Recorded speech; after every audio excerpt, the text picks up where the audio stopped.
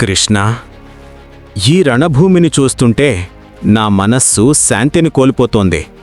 విజయం లభించినా నా సోదరులను గురువులను కోల్పోయిన ఈ ధర్మాన్ని ఏమని పిలవాలి? ఇది అసలైన ధర్మమేనా? ధర్మరాజా, నీ అంతరంగంలో ఇంకా అశాంతి ఎందుకు?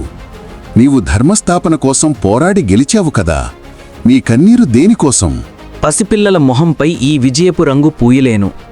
అశ్వత్థామ మరణవార్త చెప్పేటప్పుడు నేను మాట్లాడిన అబద్ధం నా మనసును పీడిస్తోంది. సత్యమే నా బలం అనుకున్నాను కదా. ధర్మరాజా, సత్యం అన్నది కేవలం మాటల్లో ఉండేది కాదు. దాని వెనుక ఉన్న సంకల్పం ముఖ్యం. ధర్మం చాలా సూక్ష్మమైనది.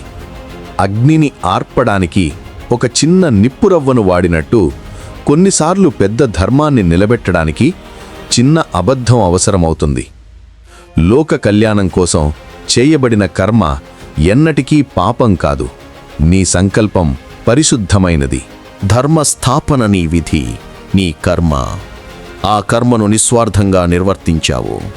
అందుకే నీవు నిత్య కర్మబంధాల నుండి విముక్తుడివి. పశ్చాత్తాపం కాదు, భారాన్ని వదిలిపెట్టి రాజ్యాన్ని స్వీకరించు. నీ మాటలు నా గుండెలోని బరువును తగ్గించాయి కృష్ణ. కాని నేను రాజ్యాన్ని పాలించగలనా? ఇంద్రియ నిగ్రహాన్ని కోల్పోయి అధికారం కోసం తపించేవారి మధ్య నేను ఎలా ధర్మాన్ని స్థాపించగలను? రాజ్యం అనేది అధికారం కాదు, అది ధర్మాన్ని ఆచరించే సాధనం.